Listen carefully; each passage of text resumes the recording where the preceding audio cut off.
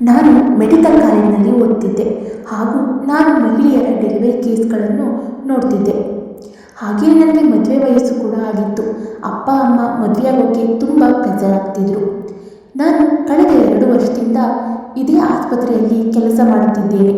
ಇದೀಗ 2 ವರ್ಷದ ನಂತರ ನನಗೆ ಮದುವೆ ಫಿಕ್ಸ್ ಆಗಿತ್ತು. ನನಗೆ ಮದುವೆ ಮಾಡೋಕ್ಕೆ ಹೊರಟಿರೋ ಹುಡುಗನ ಜೊತೆ ಮದುವೆಯಾಗೋಕ್ಕೆ ನನಗೆ ಇಷ್ಟವಿರಲಿಲ್ಲ. ಅಪ್ಪ ಅಮ್ಮ ಓದಿಸಿ ನನ್ನನ್ನು ಡಾಕ್ಟರ್ ಮಾಡಿದರು. ಈಗ ಅವರ ಇಷ್ಟದಂತೆ ಮದುವೆ ಆಗಬೇಕೆಂದು ಹೇಳಿದರು. ನಾನು ಫೋನಿನಲ್ಲಿ ಬ್ಯುಸಿಯಾಗಿದ್ದೆ.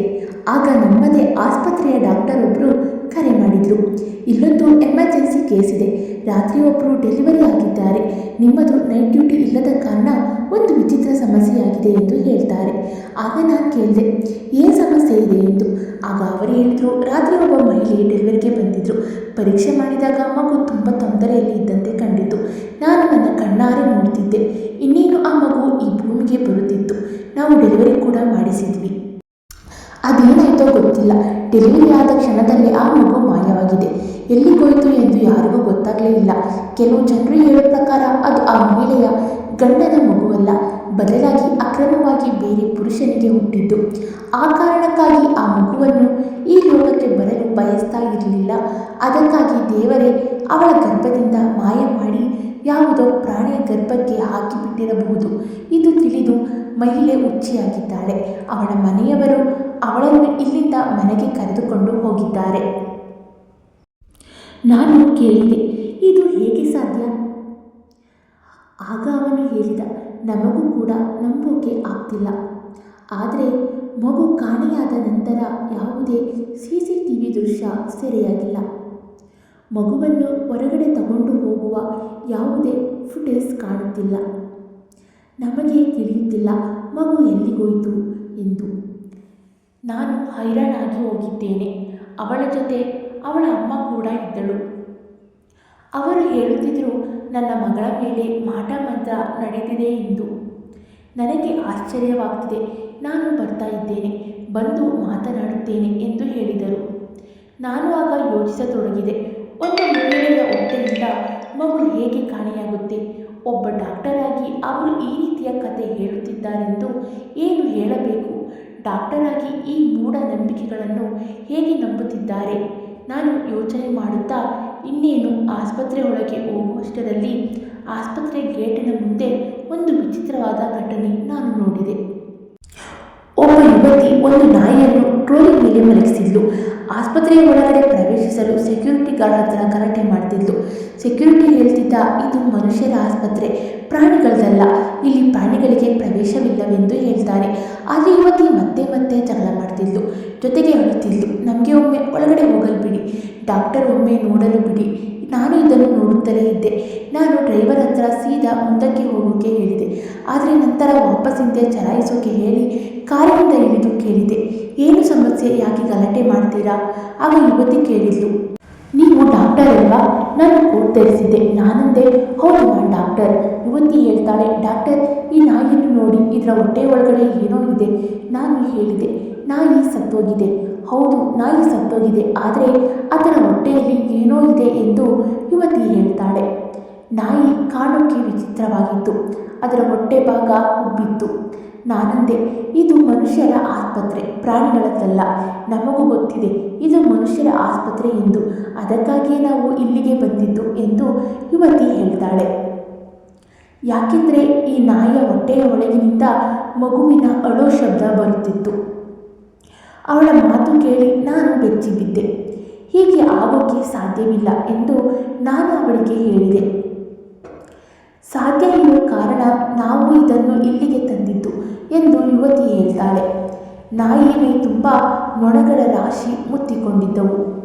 ಅದು ಅಲ್ಲದೆ ಅಲ್ಲಿ ಜನರ ಗುಂಪು ಸೇರತೊಡಗಿತು. ಎಲ್ಲರೂ ನಿಂತು ನೋಡ್ತಾ ಇದ್ರು. ಕೆಲವರು ಫೋಟೋ ತಗೊಳ್ತಾ ಇದ್ದರೆ ಇನ್ನು ಕೆಲವರು ವಿಡಿಯೋ ಮಾಡ್ತಾ ಇದ್ರು.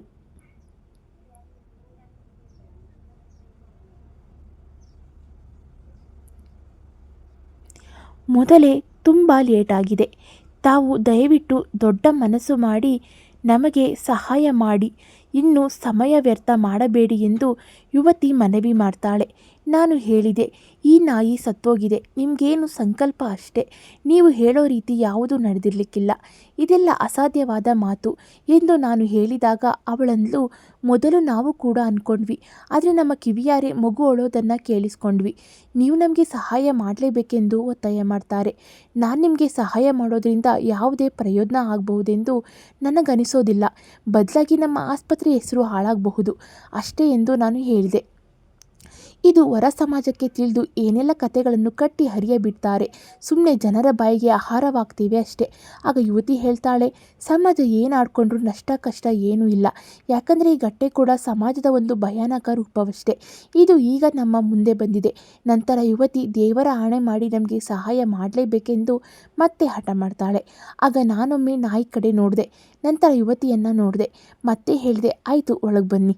ಒಳಗೆ ಕರ್ಕೊಂಡು ಬರ್ತಿದ್ದಂತೆ ಎಲ್ಲರೂ ಕುತೂಹಲದಿಂದ ನೋಡ್ತಾರೆ. ಈ ವಿಷಯ ಆಸ್ಪತ್ರೆಯ ಮೇಲಾಧಿಕಾರಿಗಳಿಗೂ ತಲುಪಿತು.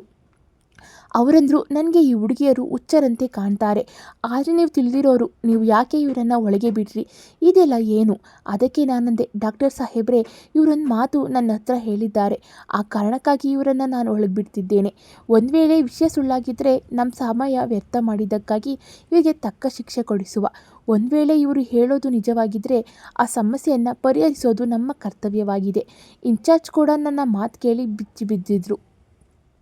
ನನಗೂ ಈ ಯುವತಿಯರು ಮೂರ್ಖರಾಗಿರಬಹುದು ಎಂದೆನಿಸಿತು. ಆದರೆ ರಸ್ತೆಯಲ್ಲಿರುವ ಯಾವುದೋ ಸತ್ತ ನಾಯಿಯನ್ನು ಆಸ್ಪತ್ರೆಗೆ ಎತ್ತುಕೊಂಡು ಬರುವ ಅಗತ್ಯ ಏನಿದೆ ಇವರಿಗೆ? ನಾವು ಪರಸ್ಪರ ಚರ್ಚೆ ಮಾಡಲು ಶುರು ಮಾಡಿದೆವು. ಇನ್ಚಾರ್ಜ್ ಅಂದರು, ಆದಷ್ಟು ಬೇಗ ನಾಯಿಯನ್ನು ಆಸ್ಪತ್ರೆಯಿಂದ ಹೊರಗೆ ಕಳುಹಿಸಿ, ಕೆಟ್ಟ ವಾಸನೆ ಬರೋಕ್ಕೆ ಶುರುವಾದರೆ ಕಷ್ಟ. ಮತ್ತೆ ಆಗಲೇ ನಮ್ಮ ಕಿವಿಗೆ ಮಗು ಅಳೋ ಶಬ್ದ ಕೇಳಿತು. ಆಸ್ಪತ್ರೆ ಅಂದಮೇಲೆ ಮಕ್ಕಳ ಅಳು ಕೇಳೋದು ಸಾಮಾನ್ಯ, ಆದರೆ ಇದು ಮಾತ್ರ ಸ್ವಲ್ಪ ವಿಭಿನ್ನವಾಗಿತ್ತು. ನಾನು ಯಾವುದೋ ಕೋಣೆಯಿಂದ ಅಳು ಕೇಳಿರಬಹುದೇನೋ ಅಂದ್ಕೊಂಡ್ವಿ, ಆದರೆ ಮತ್ತೆ ಅಳು ಕೇಳುವಾಗ ನಾವು ದಂಗಾಗಿ ಹೋದ್ವಿ. ತಕ್ಷಣ ನಾಯಿಯನ್ನು ಆಪರೇಷನ್ ಥಿಯೇಟರ್ ಒಳಗಡೆ ತೆಗೆದುಕೊಂಡು ಹೋಗಲಾಯಿತು. ಎಲ್ಲ ಡಾಕ್ಟರ್ ತಂಡವನ್ನು ಕರೆಸಲಾಯಿತು. ಆಸ್ಪತ್ರೆ ಇನ್ಚಾರ್ಜ್ ಕೂಡ ಅಲ್ಲಿಗೆ. ಸಾಮಾನ್ಯವಾಗಿ ಅವರು ಏನಾದರೂ ವಿಶೇಷ ಕೆಲಸಿದ್ರೆ ಬರ್ತಿದ್ರು. ಅವರು ಕೂಡ ಮಗುವಿನ ಶಬ್ದವನ್ನು ಕೇಳಿಸ್ಕೊಂಡ್ರು. ಮಗು ಯಾವುದೋ ವಸ್ತುವಿನ ಒಳಗಡೆ ಸಿಕ್ಕಿ ಹಾಕೊಂಡ ರೀತಿಯಲ್ಲಿ ಅಳೋ ಶಬ್ದ ಕೇಳ್ತಿತ್ತು. ಯುವತಿಯರನ್ನು ಹೊರಗೆ ಕಳುಹಿಸಲಾಯಿತು. ಅವರ ವರ್ತನೆ ವಿಚಿತ್ರವಾಗಿತ್ತು. ಕೈಕಾಲು ನಡುಗುತ್ತಲಿತ್ತು. ಅವರು ಜೋರಾಗಿ ಅಳುತ್ತಿದ್ರು. ಕೆಲ ಹೊತ್ತಿನ ನಂತರ ನಾವು ನಮ್ಮ ಜೀವನದಲ್ಲೇ ಒಂದು ವಿಶೇಷ ಕೇಸ್ ಹಾಗೂ ವಿಚಿತ್ರ ಮರಣವನ್ನು ನೋಡಿದ್ವಿ. ಯಾವುದೇ ವಿಷಯ ಬಹಿರಂಗಪಡಿಸೋದಕ್ಕಿಂತ ಮುಂಚೆ ಆ ಯುವತಿಯರನ್ನು ನಾನು ನನ್ನ ಆಫೀಸಿಗೆ ಕರೆದೆ. ಒಬ್ಬಳ ಹೆಸರು ಮೋಹಿನಿ, ಇನ್ನೊಬ್ಬಳದ್ದು ಕಾವೇರಿ ಆಗಿತ್ತು. ಅದರಲ್ಲಿ ರೋಹಿಣಿ ತುಂಬ ಚಿಂತೆ ಮಾಡುತ್ತಿದ್ಲು, ಹಾಗೆಯೇ ಅಳುತ್ತಲೂ ಇದ್ಲು. ನಾನು ಕೇಳಿದೆ, ನಿಮಗೆ ನಾಯಿ ಎಲ್ಲಿ ಸಿಕ್ತು? ನಾವಿಬ್ಬರು ಎಂದಿನಂತೆ ಕಾಲೇಜಿಗೆ ಹೋಗ್ತಿದ್ದೆವು. ನಾವಿಬ್ಬರು ಒಂದೇ ಏರಿಯಾ, ಆದುದರಿಂದ ಜೊತೆಯಾಗಿ ಹೋಗುತ್ತಿದ್ದೆವು. ನಾಯಿ ಸತ್ತು ಬಿದ್ದಿರೋ ಸ್ಥಳದಲ್ಲಿ ನಾವು ನಡ್ಕೊಂಡು ಹೋಗುತ್ತಿರುವಾಗ ಅಚಾನಕ್ಕಾಗಿ ಮಗುವಿನ ಅಳು ಕೇಳತೊಡಗಿತು. ನಾವು ಸುತ್ತಮುತ್ತ ನೋಡಿದಾಗ ಏನೂ ಕಾಣಲಿಲ್ಲ. ಸ್ವಲ್ಪ ಹೊತ್ತಾದಾಗ ನಾವು ಕಂಡ ದೃಶ್ಯ ನಮ್ಮನ್ನೇ ಬೆಚ್ಚಿ ಬೀಳಿಸುತ್ತೆ. ನನಗೆ ಬರುತ್ತಿರಲಿಲ್ಲ. ಹೆಂಗೆ ಹೇಳಲಿ ನಿಮಗೆ ನಾನು? ಈ ಜಗತ್ತಿನಲ್ಲಿ ಮನುಷ್ಯನೆಂಬ ಪಾಪಿ ತನ್ನ ಸ್ವಾರ್ಥಕ್ಕಾಗಿ ಏನು ಬೇಕಾದರೂ ಮಾಡಿಯಾನು ಎಂಬುದಕ್ಕೆ ಇದೇ ಉದಾಹರಣೆ. ನಾವು ಹಿಂದೆ ಮುಂದೆ ನೋಡದೆ ನಾಯಿಯನ್ನು ಎತ್ಕೊಂಡು ಸೀದಾ ಇಲ್ಲಿಗೆ ಬಂದ್ವಿ. ಆಗ ನಾನು ಕೇಳಿದೆ, ನಿನಗೆ ಬೇರೆ ಏನಾದರೂ ಮಾಹಿತಿ ಇದೆಯಾ? ಹೇಳೋಕ್ಕೆ ತುಂಬ ಇದೆ ಮೇಡಮ್, ಆದರೆ ನಾನು ಹೇಳೋಕ್ಕಾಗಲ್ಲ. ಮ್ಯಾಟರ್ ತುಂಬ ಹೇಳೋಕ್ಕಿದೆ. ಇದರ ಹಿಂದೆ ಯಾರಿದ್ದಾರೆ, ಯಾರ ಕೆಲಸ ಇದು ಎಲ್ಲ ತಿಳಿದಿದೆ ನನಗೆ. ಅವಳ ಮಾತು ಕೇಳಿ ಕುತೂಹಲ ಜಾಸ್ತಿ ಆಯಿತು. ನಾನು ಕೇಳಿದೆ, ಇದೆಲ್ಲ ಯಾರು ಮಾಡಿದ್ದು? ನನಗೊಬ್ಬಳು ಅತ್ತಿಗೆ ಇದ್ದಾಳೆ. ಅವಳು ನಮ್ಮಿಂದ ಪ್ರತ್ಯೇಕವಾಗಿ ವಾಸ ಮಾಡ್ತಾಳೆ. ನಾವೆಲ್ಲ ಒಂದೇ ಮನೆಯಲ್ಲಿದ್ವಿ. ಆದರೆ ಜಗಳವಾಗಿ ಈಗ ಮನೆಯ ನಡುವೆ ಗೋಡೆಯನ್ನು ನಿರ್ಮಿಸಲಾಗಿದೆ. ಅವಳ ಅಣ್ಣನನ್ನು ತನ್ನ ಕೈವಶ ಮಾಡಿ ನಮ್ಮಿಂದ ಪ್ರತ್ಯೇಕ ಆಗುವಂತೆ ಮಾಡಿದ್ಲು. ಮನೆ ನಮ್ಮೆಲ್ಲರದಾಗಿತ್ತು. ಅದಕ್ಕಾಗಿ ಮನೆಯ ಮಧ್ಯಕ್ಕೆ ಗೋಡೆಯನ್ನು ಕಟ್ಟಲಾಯಿತು. ಅದೇನಾಯಿತು ಗೊತ್ತಿಲ್ಲ. ಅಣ್ಣ 2 ತಿಂಗಳ ನಂತರ ಮತ್ತೊಂದು ಮದುವೆಯಾಗಿದ್ದ. ಇಬ್ಬರು ಪತ್ನಿಯರ ಜೊತೆ ಅವನು ವಾಸವಾಗಿದ್ದ. ಈಗ ನನಗನಿಸುತ್ತೆ ಈ ಕತೆ ಶುರುವಾಗಿದೆ ಅವರ ಮನೆಯಿಂದ. ಆ ಮೂವರು ಸೇರಿ ಮಾಡಿದಂತಹ ಕೃತ್ಯ ಇದು. ಆಗ ನಾನು ಕೇಳಿದೆ, ನಿನಗೆ ಪಕ್ಕ ಇದೆಯಾ ಇದು ಅವರೇ ಮಾಡಿದ್ದು ಎಂದು? ಹೌದು, ಯಾಕಂದರೆ ಈ ನಾಯಿ ಕೂಡ ಅಲ್ಲೇ ಇರ್ತಿತ್ತು. ನನ್ನ ಒಂದು ಅತ್ತಿಗೆ ಗರ್ಭಿಣಿಯಾಗಿದ್ಲು. ಅವರು ನಮ್ಮ ಜೊತೆ ಯಾವ ವಿಷಯವನ್ನು ಹಂಚಿಕೊಳ್ತಿರಲಿಲ್ಲ. ಆದರೆ ನಮ್ಮ ಮನೆಗೆ ಕೇವಲ ಒಂದು ಗೋಡೆ ಅಡ್ಡಿದ್ದ ಕಾರಣ ಅಣ್ಣ ಅಲ್ಲಿ ಮಾತಾಡ್ತಿದ್ದು ನಮಗೆ ಸರಿಯಾಗಿ ಕೇಳಿಸ್ತಾ ಇತ್ತು. ಆಗ ನಾನು ಹೇಳಿದೆ, ನಿಮಗೆ ನನ್ನ ಜೊತೆ ಬರಬೇಕಾಗುತ್ತೆ, ನಾನು ಡಾಕ್ಟರ್, ನನ್ನ ಕೆಲಸ ಮುಗಿದಿತ್ತು, ಆದರೆ ನನಗೆ ಈ ವಿಷಯವನ್ನು ಸಂಪೂರ್ಣವಾಗಿ ತಿಳ್ಕೊಬೇಕಿತ್ತು. ಯಾಕಂದರೆ ಇದೇನು ಸಾಧಾರಣದ ಘಟನೆ ಆಗಿರಲಿಲ್ಲ. ನನಗೆ ಗೊತ್ತಾಗಬೇಕಿತ್ತು ಈ ಸಮಾಜದಲ್ಲಿ ಇಂತಹ ಜನರಿರ್ತಾರಾ ಎಂದು ತಿಳ್ಕೋಬೇಕಿತ್ತು. ನಾನು ಅವರಿಬ್ಬರನ್ನು ನನ್ನ ಕಾರಿನಲ್ಲಿ ಕೂರಿಸಿದೆ. ನಂತರ ಅವರ ಮನೆಯ ಕಡೆ ತೆರಳಿದೆ. ಮನೆ ಏನು ಜಾಸ್ತಿ ದೂರ ಇರಲಿಲ್ಲ, ಆದರೆ ನಾವು ಟ್ರಾಫಿಕ್ನಲ್ಲಿ ಸಿಕ್ಕಾಕೊಂಡ್ವಿ. ನಾನು ಕೇಳಿದೆ, ಅವಳ ಹತ್ರ ನಿನ್ನ ಅತ್ತಿಗೆಯರಿಬ್ಬರು ಹೆಂಗೆ ಅವರ ಬಗ್ಗೆ ಹೇಳು ಅಂದೆ. ಆಗ ಅವಳಂದು, ಇಬ್ಬರು ಅತ್ತಿಗೆಯರು ವಿಚಿತ್ರ ಸ್ವಭಾವದವರು. ಮೊದಲನೇ ಅತ್ತಿಗೆ ಹೆಸರು ಕಲ್ಪನಾ. ಅವಳಿಗೆ ಏನಿಲ್ಲ, ನಮ್ಮಿಂದ ಸೆಪ್ರೇಟಾಗಿ ಇರಬೇಕಿತ್ತು. ಅಣ್ಣ ಬಿಟ್ಟರೆ ನಮಗೆ ಬೇರೆ ಯಾರೂ ಇಲ್ಲ ಅಂತ ತಿಳಿದ್ರು ನಮ್ಮಿಂದ ಬೇರೆಯಾದರು. ನಾನು ಬೆಳಿಗ್ಗೆ ಕಾಲೇಜಿಗೆ ಹೋಗ್ತೇನೆ, ಸಂಜೆ ಬಂದು ಟ್ಯೂಷನ್ ಕೊಡ್ತೇನೆ. ನನ್ನಮ್ಮ ಮನೆಗೆ ತೆರಳಿ ಬಟ್ಟೆ ತೊಳೆಯೋ ಕೆಲಸ ಮಾಡ್ತಾರೆ. ಹೀಗೆ ನಮ್ಮ ಜೀವನ ಸಾಗ್ತಿದೆ. ನಾನು ಕೇಳಿದೆ, ನಿನ್ನ ಅಣ್ಣ ನಿಮಗೇನು ಸಹಾಯ ಮಾಡಲ್ವಾ? ಅದಕ್ಕವಳಂದು, ಯಾವಾಗಲಾದರೂ ಒಮ್ಮೆ ಸ್ವಲ್ಪ ಹಣ ಕೊಡ್ತಾನೆ, ಅದು ಕೂಡ ಅತ್ತಿಗೆಗೆ ತಿಳಿಯದಂತೆ ಕದ್ದು ಮುಚ್ಚಿ ಕೊಡ್ತಾನೆ. ಅದು ಎಲ್ಲಿ ಸಾಕಾಗುತ್ತೆ? ಅತ್ತಿಗೆ ನಮ್ಮಿದ್ರು ಒಂದು ಮಾತು ಆಡುತ್ತಿರಲಿಲ್ಲ. ನನ್ನ ಅಮ್ಮನ ಜೊತೆ ಒಂದು ಬಾರಿ ಕೂಡ ಏರು ಧ್ವನಿಯಲ್ಲಿ ಮಾತಾಡಿದಳಲ್ಲ. ಬರೀ ಅಣ್ಣ ಕಿವಿ ಊದುತ್ತಿದ್ಲು. ತನ್ನಷ್ಟಕ್ಕೆ ದುಃಖಪಟ್ಟು ಬೇರೆ ಮನೆ ಮಾಡೋಣವೆಂದು ಅಣ್ಣನನ್ನು ಎಮೋಷ್ನಲ್ ಆಗಿ ಬ್ಲಾಕ್ ಮಾಡಿದ್ಲು. ಕೊನೆಗೆ ಅತ್ತಿಗೆ ಮಾತಿಗೆ ಒಪ್ಪಿ ಮನೆಯನ್ನೇ ಇಬ್ಬಾಗ ಮಾಡಿ ವಾಸಿಸುತ್ತಿದ್ರು. ನಂತರ ಅಣ್ಣ ಇನ್ನೊಂದು ಮದುವೆ ಆಗ್ತಾನೆ. ಈ ಸುದ್ದಿ ತಿಳಿದು ಮೊದಲನೇ ಅತ್ತಿಗೆ ತುಂಬ ನೊಂದಿದ್ರು. ರಾತ್ರಿಯೆಲ್ಲ ಕಿರುಚಾಟದ ಶಬ್ದ ಕೇಳುತ್ತಿತ್ತು. ನಾನು ಕೇಳಿದೆ, ನಿನ್ನ ಎರಡನೇ ಅತ್ತಿಗೆ ಹೇಗೆ? ಅದಕ್ಕವಳಂದು, ನನ್ನ ಎರಡನೇ ಅತ್ತಿಗೆ ತುಂಬ ಕೆಟ್ಟವಳು. ಅವಳು ನನ್ನ ಮೊದಲ ಅತ್ತಿಗೆಯನ್ನು ಸರಿ ಬದುಕೋಕೆ ಬಿಡುತ್ತಿರಲಿಲ್ಲ. ಅವಳು ಯಾವಾಗಲೂ ಎಲ್ಲರ ಹತ್ರ ಜಗಳ ಮಾಡುತ್ತಿದ್ದಳು. ಕಲ್ಪನಾ ಅತ್ತಿಗೆಯೊಂದಿಗೆ ಪ್ರಾಣಿಗಳ ಹಾಗೆ ಗಲಾಟೆ ಮಾಡುತ್ತಿದ್ದಳು. ಅವಳ ಬೊಬ್ಬೆ ಇಡೀ ವಠಾರಕ್ಕೆ ಕೇಳುತ್ತಿತ್ತು. ಅವಳು ಕಲ್ಪನಾ ಅತ್ತಿಗೆಯನ್ನು ಮೇಲೆ ಕೆಳಗೆ ಕುಣಿಸುತ್ತಿದ್ಲು. ನಮಗೆ ಆಶ್ಚರ್ಯ ಆಗ್ತಿತ್ತು, ಯಾಕಂದರೆ ಅಣ್ಣ ಇವಳನ್ನು ಯಾಕೆ ಮದುವೆಯಾದ ಎಂದು. ಆಗ ನಾನು ಹೇಳಿದೆ, ನಿನ್ನ ಅಣ್ಣ ಕೂಡ ತುಂಬ ಮೋಸಗಾರನಂತೆ ನನಗನಿಸುತ್ತೆ. ಅದಕ್ಕವಳಂತೂ, ಹಾಗೆ ನನಗನಿಸಲ್ಲ, ಏನೇ ಆದರೂ ಅವನು ನನ್ನ ಅಣ್ಣ ಅಲ್ವಾ? ಆದರೆ ಅವನ ತಲೆಯಲ್ಲಿ ಏನು ಯೋಚನೆ ಇರುತ್ತೋ ಯಾರಿಗೆ ಗೊತ್ತು. ಆದರೆ ಏನೇ ಹೇಳಿ, ಅವನು ಮದುವೆಯಾಗಿದ್ದು ಮಾತ್ರ ಸೂರ್ಯ ಪಶ್ಚಿಮದಲ್ಲಿ ಅಲ್ಲ, ಪೂರ್ವದಲ್ಲಿ ಹುಟ್ಟಿದ ಹಾಗೆ ಆಗಿದೆ. ಯಾಕೆಂದರೆ ಅವನದು ಮೊದಲನೇ ಮದುವೆ ಲವ್ ಮ್ಯಾರೇಜ್ ಆಗಿತ್ತು. ಅವನು ಎರಡನೇ ಮದುವೆ ಯಾಕೆ ಆದ ಎಂದು ಗೊತ್ತಾಗ್ತಿಲ್ಲ. ಆಗ ನಾನು ಕೇಳಿದೆ, ಈಗ ಗರ್ಭಿಣಿಯಾಗಿದ್ದು ಯಾವ ಅತ್ತಿಗೆ? ಅವಳೆಂದು, ನನ್ನ ಮೊದಲನೇ ಅತ್ತಿಗೆ ಕಲ್ಪನಾ ಗರ್ಭಿಣಿಯಾಗಿದ್ದರು. ಆದರೆ ಅಮ್ಮ ಹೇಳುತ್ತಿದ್ರು, ಯಾವಾಗಲೂ ಮಗು ಹೇರಬೇಕಿತ್ತು. ಇದುವರೆಗೂ ಮಗು ಅಳುವ ಶಬ್ದ ನಮಗೆ ಕೇಳಿರಲಿಲ್ಲ. ನನ್ನ ಅಮ್ಮನಿಗೆ ಮಕ್ಕಳಂದರೆ ತುಂಬ ಪ್ರೀತಿ.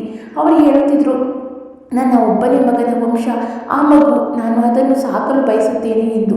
ಮಗುವನ್ನು ಎತ್ತಿ ಮುದ್ದಿಸಲು ಅಮ್ಮ ಆಸೆ ಪಡುತ್ತಿದ್ದರು. ಆದರೆ ಅತ್ತಿಗೆ ಮೊದಲೇ ಹೇಳಿಬಿಟ್ಟಿದ್ರು, ನನ್ನ ಮಗುವಿಗೂ ನಿಮಗೂ ಯಾವುದೇ ಸಂಬಂಧವಿಲ್ಲ ಎಂದು. ಅಮ್ಮ ಯಾವಾಗಲೂ ಇದನ್ನೇ ನೆನೆದು ಚಿಂತೆ ಮಾಡುತ್ತಿದ್ದರು. ಒಮ್ಮೊಮ್ಮೆ ಅಳುತ್ತಿದ್ದರು, ಕೆಲವೊಮ್ಮೆ ಕೋಪಗೊಂಡು ಅಣ್ಣ ಅತ್ತಿಗೆಗೆ ಶಾಪ ಹಾಕ್ತಿದ್ರು. ನಾನು ಆವಾಗ ಅವರನ್ನು ಹಾಗೆ ಎಲ್ಲ ಮಾಡಬೇಡಿ ಎಂದು ಸಮಾಧಾನ ಮಾಡುತ್ತಿದ್ದೆ. ನಾನು ಮಾತಾಡುತ್ತಲೇ ಅವರ ಮನೆ ತಲುಪಿದೆವು. ಡೋರ್ ಬೆಲ್ ಮಾಡಿದಾಗ ಮೋಹಿನಿಯ ಎರಡನೇ ಅತ್ತಿಗೆ ಸುಲೋಚನಾ ಬಾಗಿಲು ತೆರೆದಿದ್ಲು.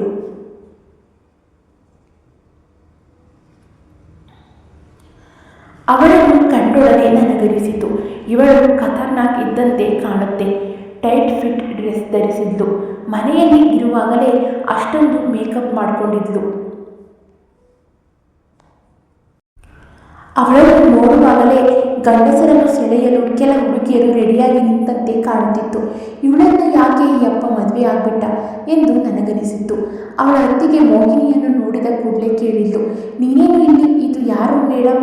ಆಗ ನಾನು ಕೇಳಿದೆ, ನಾವು ಒಳಗೆ ಬಂದು ಮಾತನಾಡಬಹುದೇ ಎಂದು. ಬನ್ನಿ ಅದಕ್ಕೇನಂತೆ, ಬಾಗಿಲಲ್ಲಿ ನಿಂತು ಮಾತಾಡೋಕೆ ಆಗುತ್ತಾ? ಆದರೆ ಅದಕ್ಕಿಂತ ಮುಂಚೆ ನೀವು ಯಾರೆಂದು ಹೇಳಿದ್ರೆ ಚೆನ್ನಾಗಿರ್ತಿತ್ತು. ಆಗ ಮೋಹಿನಿ ಹೇಳಿದ್ದು, ಇದು ಡಾಕ್ಟರ್ ಕಲ್ಪನಾ ಅತ್ತಿಗೆಯ ಆರೋಗ್ಯ ವಿಚಾರಿಸಲು ಇಲ್ಲಿಗೆ ಬಂದಿದ್ದಾರೆಂದು. ಆಗ ಮೋಹಿನಿಯ ಅತ್ತಿಗೆ ಸುಲೋಚನನ್ನು ಕೇಳಿದ್ಲು, ಕಲ್ಪನಾ ಇಲ್ಲಿದ್ದರೆ ತಾನೇ ನೀವು ಆರೋಗ್ಯ ವಿಚಾರಿಸೋದು? ಆಗ ಮೋಹಿನಿ ಕೇಳಿದ್ಲು, ಇಲ್ಲಿದ್ದಾರೆಂದು. ಆಗ ಸುಲೋಚನ ಹೇಳಿದ್ಲು, ಅವಳು ತವರಿಗೆ ಹೋಗಿದ್ದಾಳೆಂದು. ಆಗ ಮೋಹಿನಿ ಕೇಳಿದ್ಲು, ಅವಳಿಗೆ ಇನ್ನೇನು ಡೆಲಿವರಿ ಟೈಮ್ ಆಗುತ್ತಲ್ವಾ, ಡೆಲಿವರಿ ಆಯಿತಾ? ಆಗ ಅವಳನ್ನು, ನನಗೆ ಗೊತ್ತಿಲ್ಲ ಡೆಲಿವರಿ ಆಗಿದೆಯೋ ಇಲ್ವೋ ಎಂದು. ಡೆಲಿವರಿ ಟೈಮ್ ಆಗಿದ್ದು ನಿಜ, ಆದರೆ ನನಗೆ ತಿಳಿದಂತೆ ಅವಳಿಗೆ ಡೆಲಿವರಿ ಆಗಿತ್ತಂತೆ, ಆದರೆ ಮಗು ಮಾತ್ರ ಉಳಿದಿಲ್ಲ. ಅದರಿಂದ ಕಲ್ಪನಾ ಹುಚ್ಚಿಯಾಗಿದ್ದಾಳೆ. ಅದಕ್ಕಾಗಿ ನಿನ್ನ ಅಣ್ಣ ಅವಳನ್ನು ತವರಿಗೆ ಕಳುಹಿಸಿದ್ದಾರೆ. ಅವಳಿನ್ನು ವಾಪಸ್ ಬರಲ್ಲ. ಅವಳು ಎಷ್ಟು ಹುಚ್ಚಿಯಾಗಿದ್ದಾಳೆಂದರೆ ಮಗು ಸತ್ತ ಮೇಲೆ ಆತ್ಮಹತ್ಯೆಗೆ ಯತ್ನಿಸಿದ್ದಳು. ಒಂದು ವೇಳೆ ಅವಳು ಸತ್ತಿದ್ರೆ ಅದರ ಆರೋಪ ನಮ್ಮೆಲ್ಲರ ಮೇಲೆ ಬರುತ್ತಿತ್ತು. ಅದಕ್ಕೆ ಅವಳನ್ನು ಅಣ್ಣ ಕಳುಹಿಸಿದ್ದು. ಹೋಗಿದ್ದು ಒಳ್ಳೆಯದಾಯಿತು, ಪೀಡೆ ತೊಲಗಿದಂತಾಯಿತು. ಆಗ ನಾನು ಮೋಹಿನಿ ಹತ್ರ ಕೇಳಿದೆ, ಹಾಗಾದರೆ ಆ ಮಗು ಎಲ್ಲಿ ಎಂದು. ಈ ಭೂಮಿ ಮೇಲೆ ಇಲ್ಲ ಅಂದ ಮೇಲೆ ಮಗುವನ್ನು ದಫನ್ ಮಾಡಲಾಗಿದೆಯಾ? ಆಗ ಸುಲೋಚನಾ ಹೇಳಿದ್ಲು, ದಫನ್ ಏನೂ ಮಾಡಿಲ್ಲ. ಈ ಜಗತ್ತಿಗೆ ಬರೋ ಮುಂಚೆನೇ ಮಗು ಸತ್ತೋಗಿದೆ. ಅವಳ ಮಾತು ಕೇಳಿ ನನಗೆ ಕೋಪ ಬಂತು. ನಾನು ಮೋಹಿನಿ ಹತ್ರ ಹೇಳಿದೆ, ಮೋಹಿನಿ, ನಡಿ ನಿನ್ನ ದೊಡ್ಡತ್ತಿಗೆ ಮನೆಗೆ ಹೋಗೋಣ. ಅದಕ್ಕಿಂತ ಮುಂಚೆ ನನಗೆ ಒಂದು ದೊಡ್ಡ ಕೆಲಸ ಆಗಬೇಕಾಗಿದೆ ಎಂದು ಹೊರಗೆ ಬಂದು ಒಂದು ಕುರ್ಚಿಯ ಮೇಲೆ ಕೂತುಕೊಂಡೆ. ಮೋಹಿನಿ ಕೂಡ ನನ್ನನ್ನು ನೋಡಿ ಬೆಚ್ಚಿ ಬಿದ್ದಿದ್ದಳು. ನನಗೆ ಕೋಪ ನೆತ್ತಿಗೇರಿತು. ನಾನು ಡಾಕ್ಟರ್, ನನ್ನ ಹತ್ರ ರಿಪೋರ್ಟ್ ಇತ್ತು, ಸರಿಯಾದ ಸಾಕ್ಷಿಗಳಿದ್ದವು. ನನಗೆ ಚೆನ್ನಾಗಿ ತಿಳಿದಿತ್ತು ಆ ಹೆಂಗಸಿಗೆ ಏನು ಮಾಡಬೇಕೆಂದು. ಸುಲೋಚನಾ ಮೋಹಿನಿ ಹತ್ರ ಕೇಳಿತು, ನೀನು ಯಾರನ್ನ ಕರ್ಕೊಂಡು ಬಂದಿದ್ಯಾ?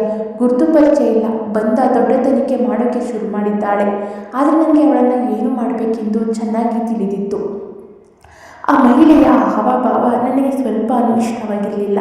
ಅವಳು ತನ್ನ ಗಂಡನಿಗೆ ಫೋನ್ ಮಾಡಿದ್ಲು, ಆದರೆ ಆತ ಯಾವುದೋ ಕೆಲಸದಲ್ಲಿ ಬ್ಯುಸಿಯಾಗಿದ್ದ ಅನಿಸುತ್ತೆ. ಅವನು ಹೇಳಿದ್ದು ನಮಗೂ ಕೇಳಿಸಿತು.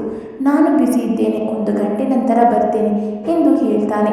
ನಾನು ತಕ್ಷಣ 112ಕ್ಕೆ ಡಯಲ್ ಮಾಡಿ ಪೊಲೀಸರನ್ನು ಕರೆದೆ. ಈ ವಿಷಯ ಅವಳಿಗೆ ತಿಳಿಯುತ್ತಿದ್ದಂತೆ ಆಕೆ ತಬ್ಬಿ ಬಾದ್ಲು. ಏನೆಲ್ಲ ಮಾತಾಡೋಕ್ಕೆ ಶುರು ಮಾಡಿದ್ಲು.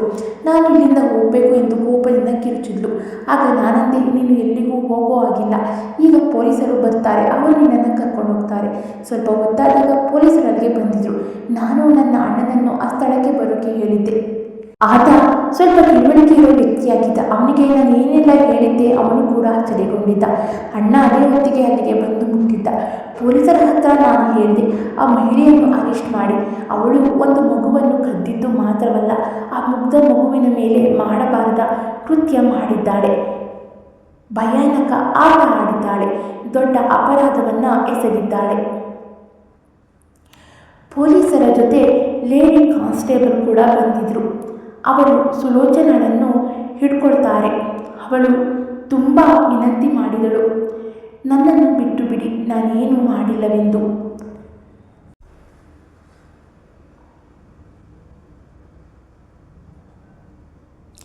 ನನ್ನ ವಿರುದ್ಧ ನಿಮ್ಮ ಹತ್ರ ಏನು ಸಾಕ್ಷಿ ಇದೆ? ಆಗ ನಾನಂದೆ, ಸಾಕ್ಷಿ ಇದೆ. ನೀನು ಎಲ್ಲಿ ಕೂತು ಈ ಕೆಲಸ ಮಾಡಿದ್ಯೋ ಅಲ್ಲೊಂದು ಕಂಬವಿತ್ತು, ಅದರಲ್ಲಿ CCTV ಅಳವಡಿಸಲಾಗಿತ್ತು. ಅದರ ಎದುರಿಗಿರುವ ಹೋಟೆಲ್ನವರು ಹಾಕಿಸಿದ್ರು, ಯಾಕಂದರೆ ಅಲ್ಲಿಂದಲೇ ಆ ಹೋಟೆಲ್ಗೆ ರಸ್ತೆ ಇದ್ದಿದ್ದು. ಆ CCTV ಕ್ಯಾಮರಾದಲ್ಲಿ ನಿನ್ನ ಆ ಭಯಾನಕ ಆಟ ಎಲ್ಲ ರೆಕಾರ್ಡ್ ಆಗಿದೆ. ನೀನು ಹೇಗೆ ಆ ಮುಗ್ಧ ಜೀವದ ಮೇಲೆ ಸವಾರಿ ಮಾಡಿದೆ. ಸುಲೋಚನಾ ತನ್ನ ತಪ್ಪೊಪ್ಪಿಕೊಂಡಳು. ಅದಾಗಲೇ ಆಕೆ ಗಂಡ ಕೂಡ ಅಲ್ಲಿಗೆ ಬಂದಿದ್ದ. ಹೌದು, ಇದೆಲ್ಲ ನಾನೇ ಮಾಡಿದ್ದು. ಕಲ್ಪನಾ ಮಗುವಿಗೆ ಜನ್ಮ ನೀಡುವವಳಿದ್ಲು. ಡಾಕ್ಟರ್ ಹೇಳಿದರು ಅವಳಿಗೆ ಗಂಡು ಮಗು ಆಗುತ್ತೆ ಎಂದು. ಮಗು ಬೆಳವಣಿಗೆ ಸರಿಯಿಲ್ಲ, ಆದರೆ ಆರೋಗ್ಯವಾಗಿ ಡೆಲಿವರಿ ಆಗುತ್ತೆ. ಮಗು ಬೆಳವಣಿಗೆ ಆಗದೆ ಇದ್ದಿದ್ದು ನಾನು ಪ್ರತಿದಿನ ಅವಳ ಹತ್ರ ಗಲಾಟೆ ಮಾಡ್ತಿದ್ದೆ. ಆಗ ಅವಳು ಇಡೀ ದಿನ ಅಳುತ್ತಿದ್ಲು. ನನ್ನ ಗಂಡ ನನ್ನ ಅಪ್ಪನ ಹತ್ರ ತುಂಬ ಸಾಲ ಮಾಡಿಕೊಂಡಿದ್ದ. ಆದರೆ ಇವಳು ವಾಪಸ್ ನೀಡಲು ಅಸಮರ್ಥರಾದಾಗ ಮನೆಯನ್ನು ಅಪ್ಪನ ಹೆಸರಲ್ಲಿ ಮಾಡೋಕ್ಕೆ ಹೇಳಿದರು. ಆದರೆ ಇವಳು ತಂದೆಯ ಬಳಿ ವಿನಂತಿ ಮಾಡುತ್ತಿದ್ದುದು ನಾನು ನೋಡಿದೆ. ನನಗೆ ಇವಳು ಮುಂಚೆನೇ ಇಷ್ಟವಾಗಿದ್ದರು. ಅದಕ್ಕೆ ನಾನೊಂದು ಆಫರ್ ನೀಡಿದೆ, ಒಂದು ವೇಳೆ ನೀವು ನನ್ನನ್ನು ಮದುವೆಯಾಗಿ ಕರ್ಕೊಂಡು ಹೋದರೆ ನಿಮ್ಮೆಲ್ಲ ಸಾಲವನ್ನು ಮನ್ನಾ ಮಾಡಿಸ್ತೇನೆ ಎಂದು. ನನಗೆ ಮೊದಲೊಂದು ಮದುವೆಯಾಗಿತ್ತು. ನನಗೆ ಮಗು ಆಗಿಲ್ಲವೆಂದು ಅವರು ನನ್ನನ್ನು ಬಿಟ್ಟು ಹೋಗಿದ್ದರು. ನನಗೆ ವಯಸ್ಸು ಕೂಡ ಜಾಸ್ತಿ ಆಗಿತ್ತು. ಅದಕ್ಕಾಗಿ ನಾನು ಒಬ್ಬ ಯುವಕನನ್ನು ಮದುವೆಯಾಗಲು ಬಯಸುತ್ತಿದ್ದೆ. ನನಗೆ ಇವರು ಇಷ್ಟವಾಗಿದ್ದ ಕಾರಣ ನಾನು ಅಪ್ಪನ ಹತ್ರ ಇವರ ಜೊತೆ ಮದುವೆ ಮಾಡಿಸೋಕೆ ಕೇಳಿಕೊಂಡೆ. ಅವರು ಮಾಡಿದ ಸಾಲವನ್ನು ಮನ್ನಾ ಮಾಡಿಬಿಡಿ. ಅದೇ ಕಾರಣದಿಂದ ನಾನು ಈ ಮನೆಗೆ ಬಂದು ಸೇರಿದ್ದೆ. ಈ ಕಡೆ ಮನೆಯ ಗದ್ದಲ ಕೇಳಿ ಮೋಹಿನಿಯ ತಾಯಿ ಕೂಡ ಬಂದಿದ್ದರು. ಅವರು ಹೇಳಿದರು, ಸುಲೋಚನಾ, ನೀನು ನನ್ನ ಮಗನ ಅಸಹಾಯಕತೆಯನ್ನು ಉಪಯೋಗಿಸಿದೆ. ನೀನು ಮಾಡಿದ್ದು ಸರಿಯಲ್ಲ. ಅದಕ್ಕೆ ಸುಲೋಚನಾ ಅಂದ್ಲು, ಅವಶ್ಯಕತೆ ಇಲ್ಲದಿದ್ದರೆ ಯಾಕೆ ಬಡ್ಡಿಗೆ ಹಣ ತಗೊಳ್ಬೇಕಿತ್ತು? ನಿಮ್ಮ ಮಗನಿಗೇನು ಬುದ್ಧಿ ಇರಲಿಲ್ವಾ? ನಾನು ಮೋಹಿನಿಯ ಅಣ್ಣನ ಮುಖ ನೋಡಿದೆ. ಪಾಪ ಅನಿಸಿತು. ಮುಗ್ಧ ಮುಖ ನೋಡುವಾಗಲೇ ತಿಳಿಯುತ್ತಿತ್ತು ಆತ ಅಸಹಾಯಕನೆಂದು. ಸುಲೋಚನಾ ಹೇಳಿದ್ಲು, ಕಲ್ಪನಾ ನನ್ನ ಚಲಾಯಿಸಲು ನೋಡುತ್ತಿದ್ಲು. ನಾನೇ ಮನೆಗೆ ಒಂದು ಉದ್ಧಾರಕನನ್ನು ಕೊಡುತ್ತಿದ್ದೇನೆ. ನನಗೆ ಒಬ್ಬ ಮಗನಾದ ಮೇಲೆ ಗಂಡ ನನ್ನ ಬಳಿ ಇರ್ತಾನೆ. ನಿನ್ನ ಬಂಜೆ ಎಂದು ಹೇಳಿ ನನ್ನನ್ನು ಅವಮಾನ ಮಾಡುತ್ತಿದ್ಲು. ನೀನು ಮೊದಲನೇ ಮದುವೆಯಾಗಿಯೂ ಮಕ್ಕಳಾಗಲಿಲ್ಲ, ಇದರಲ್ಲೂ ಆಗ್ತಿಲ್ಲ. ನನ್ನಲ್ಲೇ ಏನೋ ಕೊರತೆ ಇದೆ. ನಾನು ಈಗ ಮಗನಿಗೆ ಜನ್ಮ ಕೊಡ್ತೇನೆ, ನಂತರ 2ನೇ ಮಗು, ನಂತರ 3ನೇ ಮಗು. ಮತ್ತೆ ನಾನು ಅವನ್ಯಾಕೆ ಹೆಂಡತಿ ಮಕ್ಕಳನ್ನು ಬಿಟ್ಟು ನಿನ್ನ ಬರ್ತಾನೆಂದು. ಇದೆಲ್ಲ ಹೇಳಿ ನನ್ನ ಗಂಡ ವಂಶ ಉದ್ಧಾರಕನನ್ನು ಕೊಟ್ಟ ಹೆಂಡತಿ ಜೊತೆ ಇರ್ತಾನೆ. ಗಂಡಸಾದವನು ಮದುವೆಯಾಗುವುದೇ ವಂಶ ಬೆಳೆಸೋಕೆ. ಅಂಥದ್ರಲ್ಲಿ ನಾನು ಹೇರೋಕ್ಕೆ ಲಾಯಕ್ಕಿಲ್ಲವೆಂದು ನನ್ನನ್ನು ಅವನು ಬಿಟ್ಟು ಬಿಡ್ತಾನೆ ಎಂಬ ಆತಂಕ ನನ್ನಲ್ಲಿತ್ತು. ಅದಕ್ಕಾಗಿ ಕಲ್ಪನಾ ವಂಶ ಉದ್ಧಾರಕನನ್ನು ಹೇರಲು ಹೋದಲೋ ಆಗಲೇ ನಾನು ಅದನ್ನು ಮುಗಿಸಬೇಕೆಂದು ಪ್ಲಾನ್ ಮಾಡಿದ್ದೆ. ಡೆಲಿವರಿ ಆದ ತಕ್ಷಣ ಮಗುವನ್ನು ಕದ್ದೆ. ಮಗು ತುಂಬ ಸಣ್ಣದಾಗಿತ್ತು, 1.5 ಕಿಲೋ ಭಾರವಿತ್ತು. ಮಗುವನ್ನು ತಗೊಂಡು ಬಂದು ನಾಯಿಯ ಹೊಟ್ಟೆಯನ್ನು ಸೀಳಿ ಅದರ ಒಳಗೆ ಇಟ್ಟು ಸೂಜಿಯಲ್ಲಿ ಹೊಲಿದು ಬಿಟ್ಟಿದ್ದೆ. ಮತ್ತೆ ಇಡೀ ಊರಲ್ಲಿ ಸುಳ್ಳು ಸುದ್ದಿ ಹರಡಿಸಿದೆ.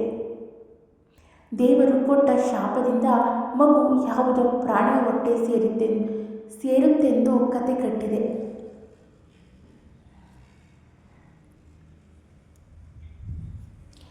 ಆದರೆ ಆಸ್ಪತ್ರೆಯಿಂದ ಮಗುವನ್ನು ಹೇಗೆ ಕದಿಯಲಾಯಿತು ಎಂದು ಹೇಳಿದಾಗ ಅಲ್ಲಿ ಕೆಲವು ಕೆಲಸದವರು ಇವಳ ಜೊತೆ ಕೈ ಜೋಡಿಸಿದ್ರು.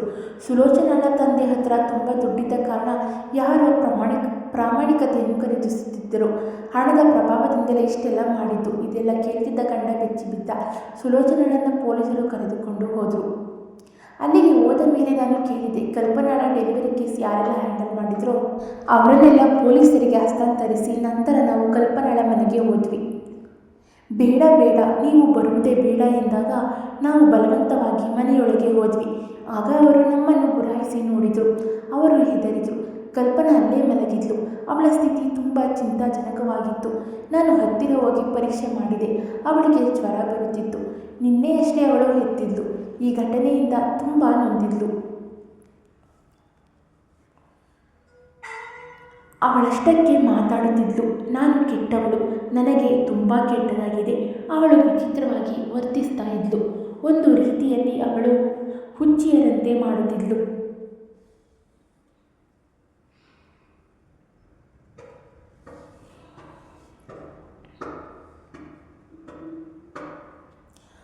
ಅವಳ ಸ್ಥಿತಿಯನ್ನು ನೋಡಿ ಅವಳ ಗಂಡ ಅಳುತ್ತಾ ಹೊರಗೆ ಬಂದ. ಕಲ್ಪನಾಳಿಗೆ ಕೋಣೆಯೊಳಗೆ ಯಾರೆಲ್ಲ ಬಂದಿದ್ದಾರೆಂದು ಗೊತ್ತಿರಲಿಲ್ಲ. ಅವಳು ಅವಳ ಲೋಕದಲ್ಲಿ ಇದ್ದಳು. ನಾನು ನನ್ನ ಅತ್ತೆಯೊಂದಿಗೆ ದೊಡ್ಡ ತಪ್ಪು ಮಾಡಿದ್ದೇನೆ. ಅವರಿಂದ ಅವರ ಮಗನನ್ನು ನಾನು ದೂರ ಮಾಡಿದ್ದೆ. ಅದಕ್ಕೆ ದೇವರು ನನ್ನಿಂದ ನನ್ನ ಮಗನನ್ನು ದೂರ ಮಾಡಿದರು ಎಂದು ತನ್ನಷ್ಟಕ್ಕೆ ಕನವರಿಸಿದಂತೆ ಹೇಳತೊಡಗಿದ್ಲು. ಆಗ ನಾನೊಂದು ಅದ್ಭುತ ದೃಶ್ಯ ನೋಡಿದೆ. ಅದುವೇ ಅವಳ ಅತ್ತೆ ಮುಂದೆ ಬಂದು ಕಲ್ಪನಾಳನ್ನು ಎತ್ತಿ ಅಪ್ಪಿಕೊಂಡರು. ಯಾವ ಅತ್ತೆಯನ್ನು ತನ್ನ ಮಗನಿಂದ ದೂರ ಮಾಡಿಸಿದ್ಲೋ ಇಂದು ಅದೇ ಅತ್ತೆ ಅವಳನ್ನು ಸಂತೈಸತೊಡಗಿದರು. ಮಗಳೇ, ನಾನು ನಿನ್ನನ್ನು ಕ್ಷಮಿಸಿದ್ದೇನೆ. ನೀನು ಮಗಳು. ನೀನು ಯಾವತ್ತೂ ನನಗೆ ಏರು ಧ್ವನಿಯಲ್ಲಿ ಮಾತಾಡಿದವಳಲ್ಲ. ನೀನು ನನ್ನ ಹಕ್ಕಿನಲ್ಲಿ ಬೇರೆ ಮನೆ ಮಾಡಿದೆ ಅಷ್ಟೇ. ಇದರಲ್ಲಿ ನಿನ್ನ ತಪ್ಪೇನಿಲ್ಲ. ನಾವು ಕೂಡ ತಪ್ಪು ಮಾಡಿದ್ವಿ. ಎಲ್ಲವನ್ನ ಮರೆತು ಸಮಾಧಾನ ಮಾಡಮ್ಮ ಎಂದು ಅತ್ತೆ ಸಾಂತ್ವನದ ಮಾತುಗಳನ್ನಾಡಿದಾಗ ಕಲ್ಪನಾ ಬಿಕ್ಕಿ ಬಿಕ್ಕಿ ಅಳುತ್ತಾಳೆ. ಇದನ್ನು ನೋಡಿ ಕಲ್ಪನಾಳ ತಾಯಿ ಕೂಡ ಕಣ್ಣೀರಾಗ್ತಾರೆ. ಇಷ್ಟೊಂದು ಪ್ರೀತಿ ಮಾಡೋ ಅತ್ತೆಯ ಜೊತೆ ಬಾಳುವುದು ಬಿಟ್ಟು ಯಾಕೆ ಬೇರೆ ಮನೆ ಮಾಡೋಕ್ಕೆ ಹೋದ್ಲು ಎಂದು ಬೇಜಾರಾದರು. ಕಲ್ಪನಾಳ ಗಂಡನನ್ನು ಒಳಗೆ ಕರೆಯಲಾಯಿತು. ಗಂಡ ಕೂಡ ಕಲ್ಪನಾಳ ಬಳಿ, ಕ್ಷಮಿಸು, ನಾನು ಅವಳಿಗೆ ಡೈವರ್ಸ್ ಕೊಡ್ತೇನೆ. ಅವಳನ್ನು ಪೊಲೀಸ್ ಕರ್ಕೊಂಡು ಹೋಗಿದ್ದಾರೆ ಎಂದು ಹೇಳ್ತಾನೆ. ಅವಳು ಇನ್ನೂ ನಮ್ಮ ಜೀವನದಲ್ಲಿ ಎಂದೂ ವಾಪಸ್ ಬರಲ್ಲ. ನಾನು ಅಸಹಾಯಕನಾಗಿದ್ದೆ. ನಾನು ಅವಳ ತಂದೆಯ ಹತ್ರ ಸಾಲ ಮಾಡಿದ್ದೆ. ಅದು ಕೊಡೋಕ್ಕಾಗದೆ ಇದ್ದಾಗ ಅವಳನ್ನು ಮದುವೆ ಮಾಡಬೇಕಾಗಿ ಬಂತು.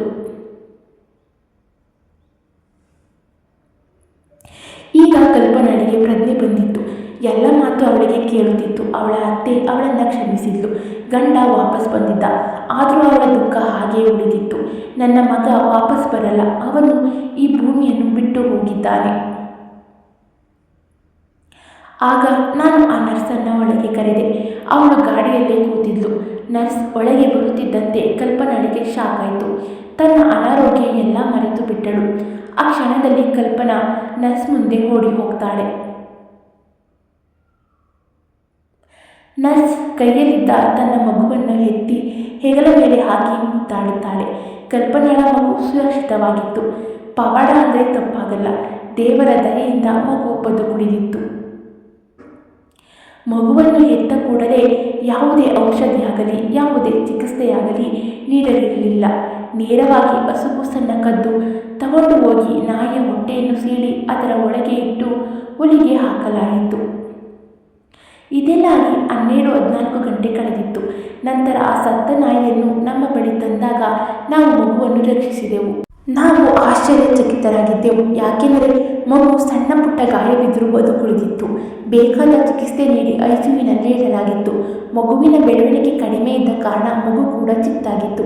ಆದರೆ ದೇವರು ಬದುಕಿಸಬೇಕು ಅಂದ್ಕೊಂಡ್ರೆ ಅದು ಯಾರಿಂದಲೂ ತಡೆಯಲು ಸಾಧ್ಯವಿಲ್ಲ ಎನ್ನುವುದಕ್ಕೆ ಇದೊಂದೇ ಉದಾಹರಣೆ. ಕಲ್ಪನಾ ಮಗುವನ್ನು ಹೆಗಲ ಮೇಲೆ ಹಾಕಿ ಅಳುತ್ತಿದ್ಲು. ಅವಳ ಅತ್ತೆಯಮ್ಮ ಎಲ್ಲರೂ ಕಣ್ಣೀರಾಗ್ತಿದ್ರು. ನಮಗೆ ಮಗು ಮತ್ತು ತಾಯಿಯನ್ನು ಒಂದು ಮಾಡಿದ ಖುಷಿ ಜೀವನ ಪರ್ಯಂತ ನಮ್ಮನ್ನು ಖುಷಿಯಾಗಿರುವಂತೆ ಮಾಡುತ್ತೆ. ನಮಗೆ ಅವರು ಧನ್ಯವಾದ ಹೇಳಿದರು. ನಾವು ಆಸ್ಪತ್ರೆಗೆ ವಾಪಸ್ ಬಂದೆವು. ಸುಲೋಚನಾಳ ಜೊತೆ ಕೈ ಜೋಡಿಸಿದ ಎಲ್ಲ ಆಸ್ಪತ್ರೆ ಸಿಬ್ಬಂದಿಗಳನ್ನು ಕೆಲಸದಿಂದ ವಜಾ ಮಾಡಲಾಗಿತ್ತು. ಸುಲೋಚನಾಳಿಗೂ ಡೈವರ್ಸ್ ಆಗಿತ್ತು. ಈಗ ಅಮ್ಮನ ಬಳಿ ಸೇರಿದ ಮೇಲೆ ಆರೋಗ್ಯದಿಂದ ಮಲಗಿ ನಿದ್ದೆ ಮಾಡುತ್ತಿತ್ತು ಆ ಮಗು. ಮನೆಯ ನಡುವೆ ಕಟ್ಟಿದ್ದ ಗೋಡೆಯನ್ನು ಕೆಡವಿ ಎಲ್ಲರೂ ಖುಷಿಯಾಗಿ ಜೊತೆಯಾಗಿ ಬಾಳಿ ಬದುಕಿದರು. ಒಂದು ಮಗು ಆ ಕುಟುಂಬದ ಎಲ್ಲರ ಜೀವನವನ್ನು ಬದಲಾಯಿಸಿತು. Thank you for watching. Please support.